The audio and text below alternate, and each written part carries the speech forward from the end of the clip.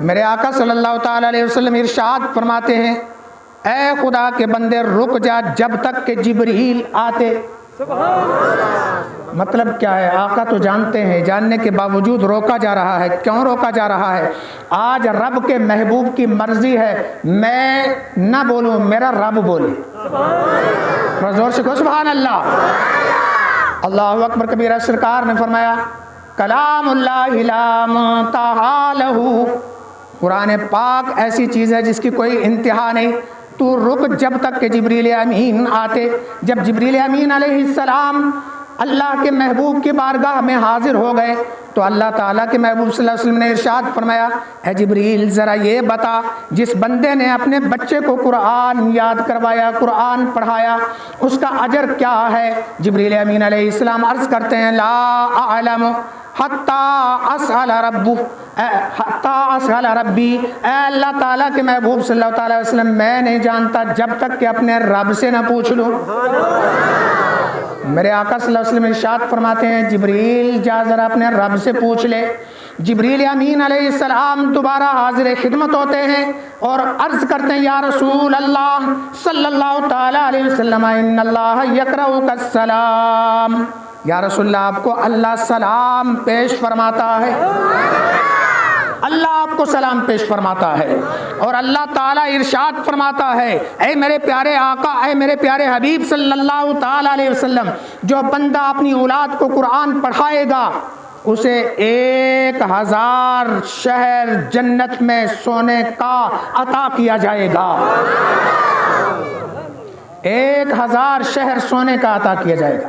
ہر شہر کے اندر 1000 محل ہوگا اور ہر محل کے اندر 100 گھر ہوں گے۔ سبحان اللہ، تھوڑا اور زور سے کہو سبحان اللہ۔ اب بتاؤ جو والدین اپنے بچوں کو قرآن پاک پڑھاتے ہیں ان کی شان یہ ہے، اللہ تعالیٰ سونے کا 1000 محل جنت کے اندر سونے کا 1000 شہر عطا فرمائے گا۔ اگر ان کی یہ شان ہے تو حفظ کرنے والے بچے کی شان کا عالم کیا ہوگا؟ اللہ اکبر کبیرہ۔ دوسری حدیث پاک میرے آقا صلی اللہ تعالیٰ علیہ وسلم ارشاد فرماتے ہیں جس نے قرآن پاک کو پڑھا، من قرأ القرآن وعمل بما فیہ، جس نے قرآن پاک کو پڑھا اور قرآن پاک کے اندر جو کچھ بھی ہے اس پر عمل کر دیا، اس پر عمل کر دیا، البس والداہ تاجا یوم القیامہ، اس کے والدین کو ایک تاج پہنایا جائے گا۔ قیامت کے دن اس کے والدین کو ایک تاج پہنایا جائے گا جس کی روشنی سورج کی روشنی پر غالب آ جائے گی۔ اللہ اکبر کبیرہ۔ یہ شان قرآن عظیم کی میرے آقا صلی اللہ تعالیٰ علیہ وسلم بیان فرماتے ہیں اور صاحب قرآن کی بیان فرماتے ہیں۔ میرے دوستوں اور بزرگوں، پھر رب ذوالجلال کے محبوب ارشاد فرماتے ہیں یہ حافظ قرآن، یہاں تو بڑی شان ہے ان کی، قیامت کے دن بھی ان کی شان نرالی ہوگی۔ میرے آقا فرماتے ہیں یقال لصاحب القرآن اقرا ورتق، صاحب قرآن سے کہا جائے گا پڑھ اور جنت کے درجوں پر چڑھتا چلا جا۔ فإن منزلہ کا عند آخر الآیت تقرأها، جہاں تو آخری آیت پڑھے گا وہی ٹھکانہ تیرا ہوگا، وہی منزل تیری ہوگی۔ سبحان اللہ، سبحان اللہ۔ یہ لا ریب کتاب ہے میرے دوستوں اور بزرگوں، ہر زمانے کے اندر اس کی مخالفت کی گئی اور کی جاتی رہی، لیکن جب اللہ تبارک و تعالی نے چیلنج فرما دیا وَإِن كُنتُمْ فِي رَيْبٍ مِّمَّا نَزَّلْنَا عَلَىٰ عَبْدِنَا فَأْتُوا بِسُورَةٍ مِّن مِّثْلِهِ، اگر اس قرآن کے اندر تم کو شک ہے جو ہم نے اپنے بندہ خاص پر نازل فرمایا ہے تو تم اس جیسی ایک صورت تو بنا کے لاؤ۔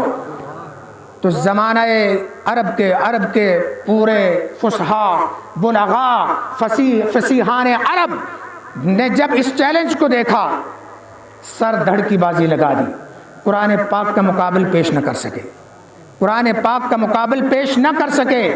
میرے دوستوں اور بزرگوں، ولید ابن مغیرہ اپنے زمانے کا بڑا فصیح و بلیغ مانا جاتا تھا، دل کے اندر خیال ہے آج میں جاؤں گا محمد سے قرآن سنوں گا اور سن کر میں ان سے فصاحت و بلاغت کے اندر مقابلہ کروں گا۔ آیا آ کے کہتا یا محمد اقرأ علیہ، اے محمد مجھ پر کچھ پڑھیے۔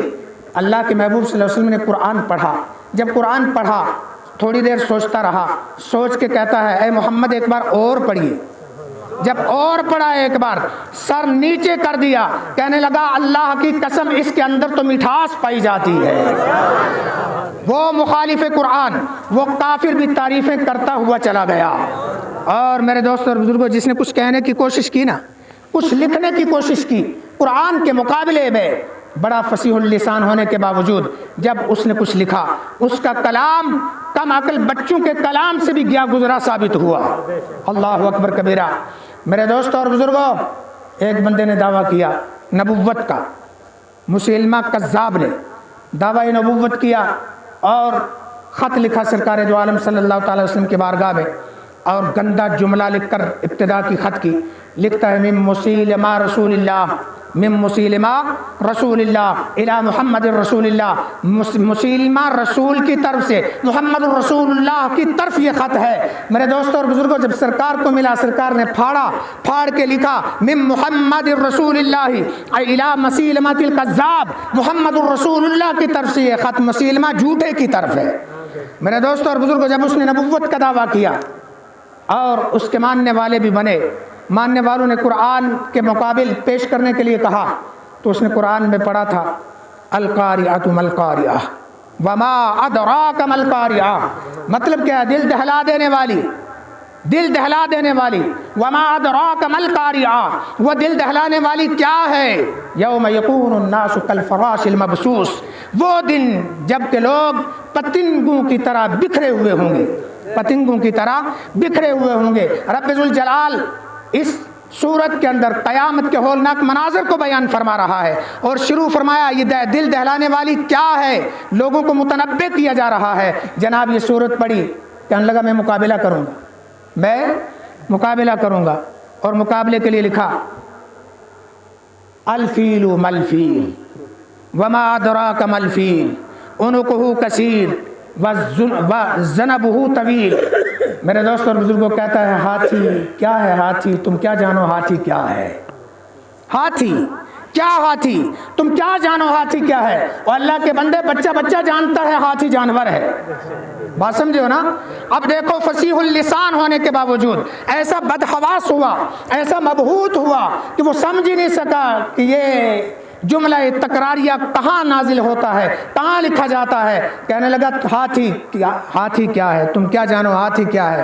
اس کی گردن بڑی چھوٹی ہے اور دم بڑی لمبی ہے، یہ تو بچہ بھی جانتا ہے۔ کیسا بدحواسی کا کلام ہے۔ میرے دوستوں اور بزرگوں، یہ قرآن رب کا کلام ہے، تو سبحان اللہ۔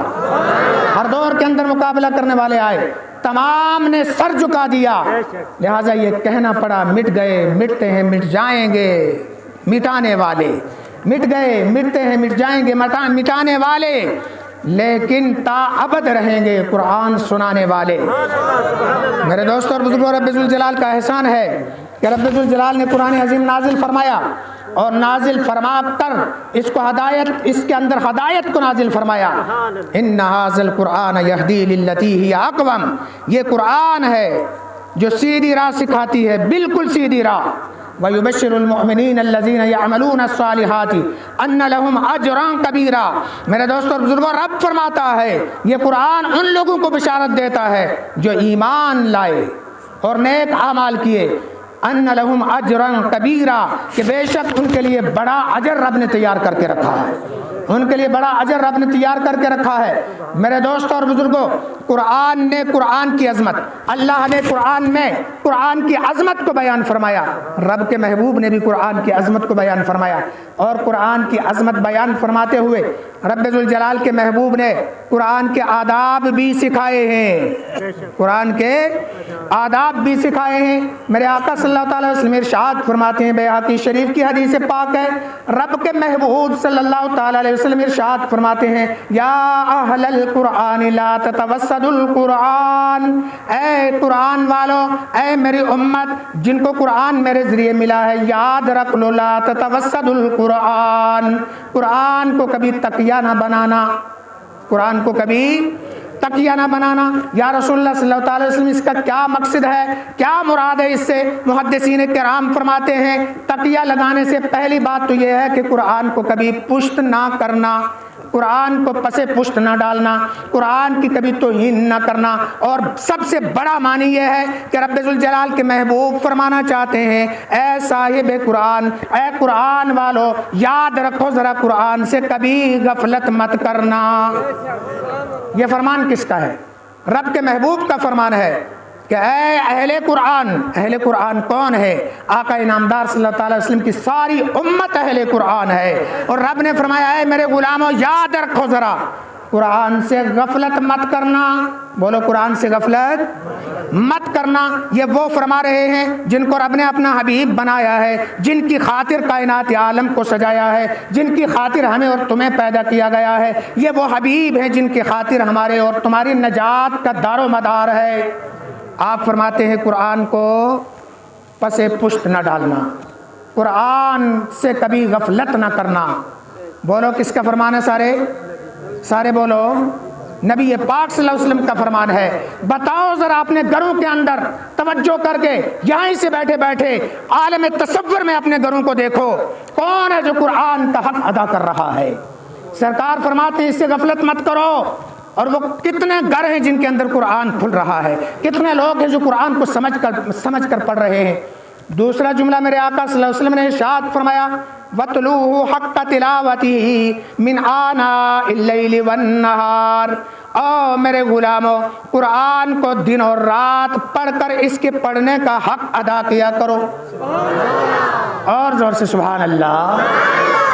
دن اور رات قرآن کی تلاوت کرو، تلاوت کرنے میں اس کا حق ادا کرو۔ لیکن افسوس سے کہنا پڑ رہا ہے کتنے گھروں کے اندر صبح قرآن کھلتا ہے یا نہیں کھلتا ہے؟ خود سوچ لو ذرا۔ آقا نامدار علیہ السلام کا فرمان ہے، جن کا کلمہ پڑھتے ہیں ان کا فرمان ہے رات کو بھی پڑھو دن کو بھی پڑھو، اس کی تلاوت کا حق ادا کرو۔ میرے دوستوں اور بزرگوں یاد رکھو یہ احکام ہے نبی پاک صلی اللہ علیہ وسلم کے۔ غلام کا کام ہے آقا کی بات کو ماننا، اس پہ عمل کرنا۔ کتنے لوگ ہیں کہ ہم عمل کر رہے ہیں؟ میرے دوستوں اور بزرگوں اگلا جملہ جو میرے آقا صلی اللہ تعالی وسلم نے ارشاد فرمایا وَافْشَوْهُ، قرآن عظیم کی نشر و اشاعت کرتے رہنا۔ تھوڑا زور سے سبحان اللہ۔ یہ تو ٹھیکہ اٹھا رکھا ہے جناب مدارس والوں نے، یہ تو ٹھیکہ اٹھا رکھا ہے جناب علماء کرام نے، لیکن یاد رکھو ذرا وَافْشَوْهُ فرما کر رب کے محبوب صلی اللہ تعالی وسلم نے یہ اعلان بھی کر دیا ہے اے میرے غلاموں، قرآن عظیم کی نشر و اشاعت کی لیاقت، اہلیت اور اپنے اندر وہ اس کی قابلیت پیدا کرو تاکہ تم ہر وقت قرآن عظیم کی نشر و اشاعت کر سکو۔ یہ کسی ایک کی ذمہ داری نہیں ہے، جس نے کلمہ پڑھا ہے ہر اس کی ذمہ داری ہے وہ قرآن عظیم کو اتنا سیکھے کہ اس کے نشر و اشاعت کا حق ادا کرے، اتنا سیکھے کہ دوسرے کو سکھا سکے، اتنا سیکھے کہ اس کے احکام کو نکال کر لوگوں کو بتا سکے کہ قرآن کہتا کیا ہے۔ میرے دوستوں اور بزرگوں اگلی بات بڑی اچھی میرے آقا صلی اللہ علیہ وسلم نے اور ارشاد فرما دی، فرمایا وَتَغَنَّوْا، قرآن پاک کو جب پڑھو تو اچھی آواز سے پڑھا کرو۔ قرآن پاک کو جب پڑھو تو اچھی آواز سے پڑھا کرو۔ سبحان اللہ۔ یہاں تک ہی 4 احکام ہوئے۔ بولو کتنے؟ تھوڑا زور سے بولو۔ 4 احکام ہوئے، پیارے احکام۔ بولو سارے بولو نا کیا؟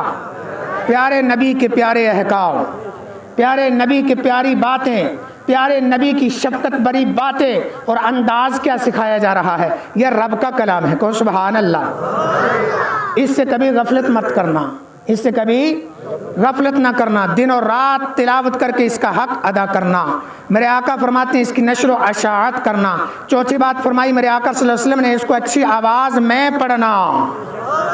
اور زور سے کہو سبحان اللہ، اس لیے کہ یہ رب کا کلام ہے۔ بولو یہ کس کا؟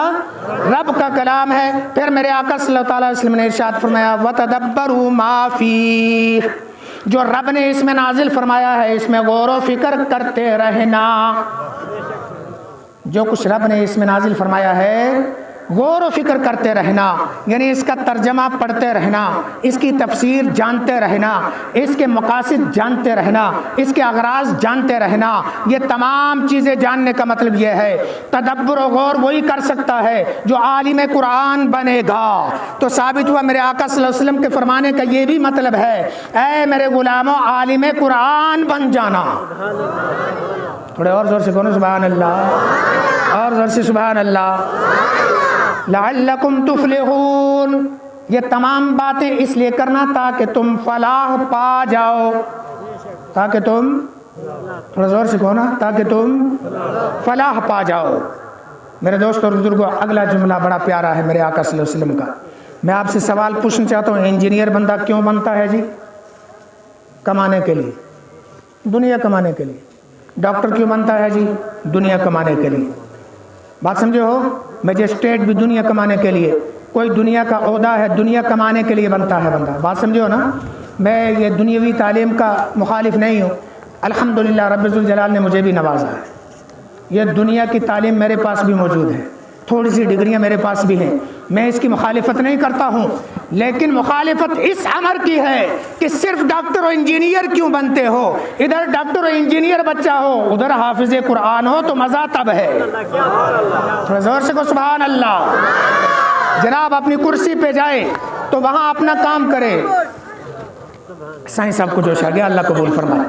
میرے دوستوں اور بزرگوں, ادھر بچہ جائے جوان ہونے کے بعد ڈاکٹر کی کرسی پہ بیٹھا ہو, جب ادھر کام کر کے آئے ادھر مسئلے کا ایمان بھی ہو. ادھر ڈاکٹری کرے, ادھر بیٹھ کے قرآن و حدیث بھی تو سنانے والا ہو. میری مرضی بس یہی ہے. میرے دوستوں اور بزرگوں, یہ ساری چیزیں دنیا کمانے کے لیے بندہ کرتا ہے, لیکن میرے آقا صلی اللہ تعالی وسلم ارشاد فرماتے ہیں وَلَا تَعْجَلُوا ثَوَابَهُ. اے لوگوں, قرآن پڑھ کر قرآن کے بدلے میں جلدی نہ کرنا, قرآن کا عوض جلدی میں لینے کی کوشش نہ کرنا, یعنی دنیا کے اندر اس کا بدلہ حاصل مت کرنا. فَإِنَّ لَهُ ثَوَابًا, اس لیے کہ اس کا قیامت کے دن بڑا ثواب دیا جائے گا. یہ 6 احکام میرے آقا صلی اللہ علیہ وسلم نے بیان فرمائے. بولو کتنے احکام؟ 6 احکام میرے آقا صلی اللہ تعالی وسلم نے بیان فرما دیے. غور کرو, اپنے پلے باندھ کے لے جاؤ, اور آقا انعامدار علیہ الصلوۃ والتسلیم نے جو فرمایا ہے اس پر عمل کرو. عمل کی بڑی ضرورت ہے. بات سمجھو نا؟ پہلی بات کیا, پھر سن لو, یاد کر لو یہ سبق. میرے آقا صلی اللہ علیہ وسلم فرماتے ہیں اے میری امت, اے میری امت, قرآن کا ادب و احترام کرنا, قرآن سے غفلت مت برتنا, دن اور رات تلاوت کر کے اس کا حق کو ادا کرنا, اس کے نشر و اشاعت کرنا, اس کو اچھی آواز سے پڑھنا. اور اے میری امت کے نوجوانوں, اے میری امت کے بزرگوں, اے میری امت کے دانش مندوں, یاد رکھ لو جو قرآن پاک کے اندر ہے اس میں غور و تدبر کرتے رہنا, اور دنیا میں اس کا بدلہ نہ چاہنا, دنیا میں اس کا بدلہ نہ چاہنا. بے شک آخرت میں اس کا بڑا ثواب ہے. تھوڑا زور سے کہو سبحان اللہ, اور زور سے کہو سبحان اللہ.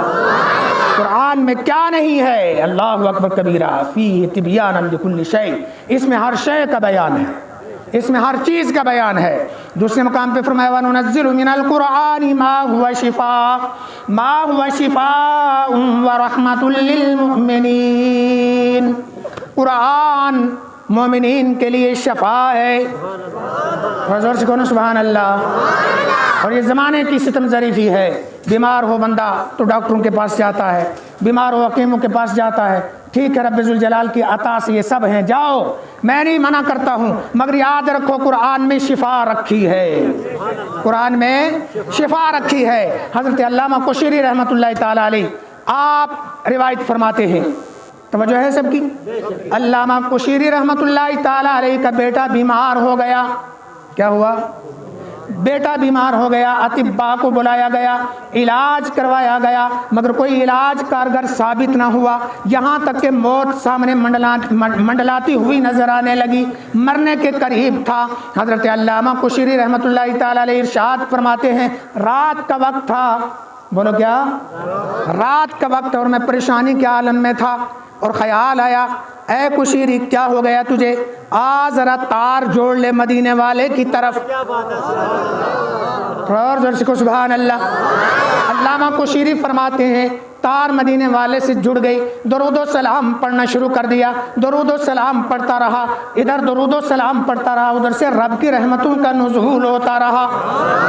فرماتے ہیں درود پڑھتے پڑھتے وہ وقت آ گیا، وہ انعام ملا جو کہ زندگی بھر انعام نہ ملا تھا، رب نے وہ انعام عطا فرما دیا۔ کہ علامہ کشیری ذرا ارشاد فرما دیجئے وہ کیا انعام تھا جو آپ کو زندگی بھر نہ ملا، اس دن ملا اور درود و سلام پڑھنے کی برکت سے ملا۔ علامہ کشیری فرماتے ہیں زندگی بھر زیارت رسول نہ ہوئی تھی، آج وہ وقت آ گیا رب کے محبوب نے جلوہ دکھا دیا تھا۔ جب رب کے محبوب نے جلوہ دکھا دیا تو فرماتے ہیں میں نے عرض کیا یا رسول اللہ صلی اللہ تعالیٰ علیہ وسلم میرا بیٹا بیمار ہو گیا ہے، اس کی زندگی سے نامید ہو چکا ہوں۔ اللہ کے محبوب صلی اللہ تعالیٰ علیہ وسلم نے ارشاد فرما دیا اے کشیری بتا ذرا قرآن کی آیات شفا سے تو کیوں بے خبر ہے؟ قرآن کی آیات شفا سے تو کیوں بے خبر ہے؟ ذرا یہ تو بتا دے۔ سبحان اللہ۔ فرماتے ہیں جو ہی میری آنکھ کھلی خواب کے اندر جو جلوہ نظر آیا تھا اسی جلوے کے اثر میری آنکھوں میں موجود نظر آ رہے تھے۔ فرماتے ہیں اٹھ کے فوری طور پہ آیات شفا لکھنا شروع کی۔ 7 آیات شفا ہیں جن کو یاد نہیں ہے قبلہ حافظ سجاد احمد قبلہ سے آپ ان سے آ کے لکھوا کر لے لیجئے۔